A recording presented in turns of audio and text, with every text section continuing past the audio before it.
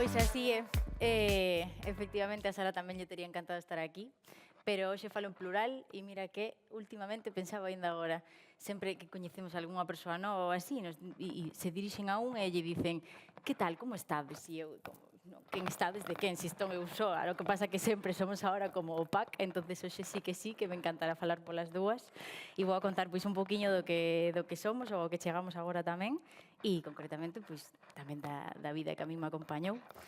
E quixemos empezar con estas dúas fotos porque sí que ten moita relevancia e como que me alegra un montón tamén ver as fotos da vosa infancia, porque significa que houve un acompañamento ou que sempre houve un desexo dende que somos pequenas pois de facer o que estamos facendo agora. E despois saltarei dun sitio para outro tamén, brevemente, co tempo tamén, pero e iso tamén como que me fixo moito repensar, agradezo moitísimo estar aquí e o convite, porque ver as imaxes e como saltas dunhas a outras significa que toda a vida estivo conectada e iso é precioso ao final. Entón, pois, bueno, Sara foi pandereteira dende pequena, que as nosas nais, pois, tamén sempre moi importantes, toda a nosa familia que nos apoiou, pero as nosas nais, pois, ela iba no seu barrio de Colla a unha asociación a tocar a pandeireta, e eu dende moi pequena, a miña nai é pianista e ela non lle gusta tocar para xente, sempre o di. Agora mesmo non quere nin tocar comigo a cuatro mans porque dice que xa tocar diante de min, pero cando eu era pequena as primeiras lembranzas que teño son de ela tocando o piano e eu estando pois bailando fora no pasillo mentres ela estaba ali, de feito cando paraba casi que iba ali e lle dicía, a ver, non podes parar, me estás cortando aquí a creatividade. Entonces ela non se sentía escoitada ou xulgada, senón que simplemente era unha necesidade de eu estar bailando coa súa música. E eso vai a quedar comigo para sempre e é algo do que estarei moi agradecida. Entonces, pois, bueno, dende pequenas, pois, estivemos aí moi conectadas coa música e agora, concretamente, na miña trayectoria, quixen fiar esta imaxe que é na Academia Compás, con esta imaxe que na Academia Compás, cando eu todavía en pandemia decidín coller a dirección e coller esta academia para, pois, isto que chaman efectivamente emprender, que, bueno, se tes a sorte de poder facelo, por suposto, pois foi unha especie de xogo que se puxo un pouco serio, porque a miña profesora, pois, collera esta academia xa de antes e cando decidiu xubilarse, dixo, mira, se alguén lle quero deixar todas as miñas partituras, todos os meus alumnos, alumnas, é a ti. E, pois, bueno, tamén unha familia que me acompañou un montón, axudoume, e así foi, pois aquí estaban os alumnos, outros profes, bueno, falta moita xente, pero que me fixo muitísimo aprender, bueno, aquí non se sabe quen é alumna e quen é directora, entonces, pois, efectivamente, estar pois, frente a unha academia cunha dirección e que chegasen os pais e as nais preguntando polo director unha e outra vez, que chamasen preguntando polo responsable e que aínda por riba chegasen, me visen e preguntasen de novo. Entonces, pois, bueno, ter que lidiar con isto e con unha docencia, coa decisión de que como quero facer esa docencia é demasiada responsabilidade, o sea, que ser rai xa, nin me imagino ser pais. Pero sí, foi moi importante e foi un momento que me encantou, que foi, pois eso, increíble. O que pasa que, claro, chegou esta señora Sara a miña vida e como que nos coñecimos de repente. Así que isto pois, comezou a medrar e tiven que deixar a academia e dedicarme solamente a isto. Tiven que, como se non quixera. Quería deixala xa para dedicarme plenamente a isto, que era o que máis me gustaba, ainda que seguín coa docencia ata este ano que xa rematei. Pero nunha manifestación feminista, no noso maior momento de fervor feminista, si que en algún momento non o temos, chamáronnos de xeito separado para tocar pois, unha canción nesas xornadas e falamos, por que non tocamos unha canción xuntas? E dende ese momento ata agora pois, non paramos. Isto foi xusto antes de coñecernos. Esta imaxe é unha imaxe do seu concerto ao que eu fun porque alguén me dixo, esta tía creo que está moi guai, ademais é unha amiga dunha amiga, levaba sempre a cámara e nin sequera lla mandei a ela esta foto, mandei a outra compañeira. E eu comezaba co meu proxecto de María Soa, cunha banda en Extremadura, aínda estaba, bueno, unha mezcolanza de todos os camiños e todas as decisións individuais que fixeron que nolas dúas pois cadrásemos. E durante a nosa vida decidín poñer esta foto, a ver se vai. Non avanza. Nos avanzamos, pero as diapositivas non avanzan. Non pasa nada.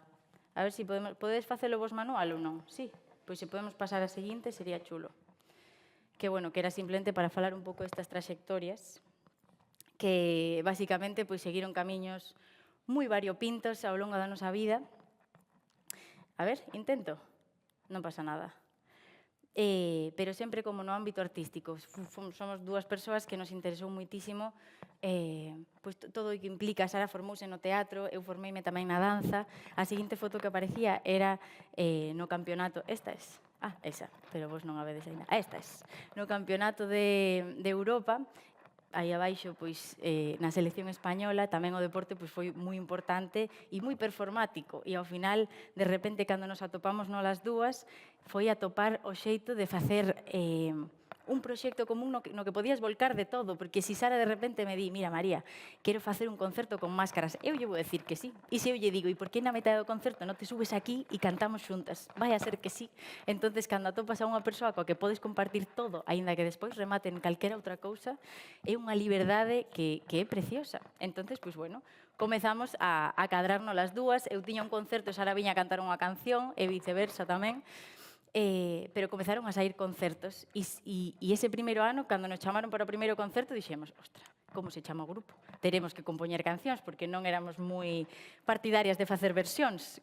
Decíamos, como moito, unha versión ou dúas, pero o resto teñen que ser cancións nosas. Entón, nos puxemos as pilas a compoñer, atopamos isto da mitoloxía, o feminismo que nos atravesaba nese momento cunha loita moi activa, e así foi. Entonces tivemos un ano enteiro dunha xira onde os concertos salían do boca a boca, que é a mellor información solamente se pode obter de boca a boca.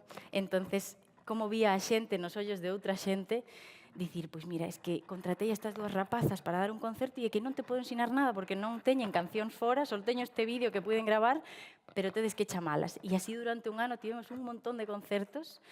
E claro, a xente iba coñecendo as cancións, entonces de repente a cousa se puxo seria, tivemos que facernos de repente como unha sesión de fotos, terrible ese flequillo que sale en todos os medios sempre e nunca me voy a despegar de eso, pero estas foron esas decisións, aí estábamos, decidimos pois coller todo nós, facelo todo nós e dicir, temos que gravar as cancións, temos que sacalas e o que nos atopamos de repente foi que decidimos presentalo na Capitol. E era que a xente xa se sabía todas as cancións dese ano que levábamos facendo concertos sin sacar nada, pero a xente xa sabía, e o boca a boca é que é absolutamente increíble. Entonces, ese día, que sempre dicimos, pero é a maior e máis bonita lembranza que temos, porque foi o máis inesperado. Despois xa as expectativas e todas estas cousas terribles que nos acompañan, pois fan que as lembranzas sexan de outro xeito. Pero ese día íbamos ali a ensinar o que tiñamos, que era un disco que se chamaba Acrópole. E lembro perfectamente a Manuel, o noso manager, chegando e dicindo que hai unha cola que xira a Capitol e que están agardando para entrar como media hora antes, unha hora antes, e non dábamos crédito. Entonces, o noso soño de sempre, que foi que a xente cantase as nosas cancións ou escoitar ese colectivo tan primitivo bailando e cantando contigo, pois fíxose realidade. E ese foi ese día na Capitol, que este verán vamos a cumplir 5 anos dende que nos coñecemos, pero fai solamente 3 da saída do disco. E estas dúas fotos pois, son da presentación de Tertulia o pasado 9 de maio en Pontevedra. Entonces, pois claro, foi moi difícil saber que poñer entre a anterior foto e esta, porque hai uns anos de diferencia, e decidí non poñer nada máis que isto, e solamente como expresar que claro, que o percorrido é como constantemente estar en sitios que non pensabas que ibas a estar, porque nin sequera imaginaches que podías imaginalos e dicir, e todo isto está ocorrendo porque existe Fillas de Casandra, porque existimos nós e porque decidimos facer o que nos apetecía sin ningún medo. Entonces, pois bueno, aí seguimos, concretamente este disco que se chama Tertulia, que hai termos en galego que tamén o definen como faladoiro, pois charla, pero decidimos Tertulia porque era o que aplicábamos nas nosas casas e pois o termo que explicaba mellor o que queríamos dicir. E con isto me apetecía rematar tamén, isto sí que en nome das dúas, porque levou moito tempo, moitas residencias artísticas sabendo que é o que queríamos facer, e era voltar a facer comunidade. Nos nosos discos sempre, como falamos, das necesidades que temos, e o que nos dimos conta era que necesitábamos voltar a falar con quen temos ao lado, que ven unha ofensiva conservadora moi forte a que queremos seguir falando dende o feminismo do que falamos, dende as nosas vivencias como mulleres e como músicas, e que si podemos facelo a través da música, valga a redundancia, pois así o faremos e o faremos conxuntamente. Entonces, bueno, que estamos moi contentas de este momento tamén, de que nos dedes as voces necesarias e de formar parte de un montón de espacios que ao mellor non esperábamos, de experiencias que non esperábamos e, sobre todo, de facelo sin pretender chegar a máis ou menos xente, sin querer dicir o que se espera que vayamos a dicir ou na liña na que vayamos a seguir e, sobre todo, escoitar e entrar no diálogo e non querer defender como as opinións por enriba de todo, porque así non se fai comunidade.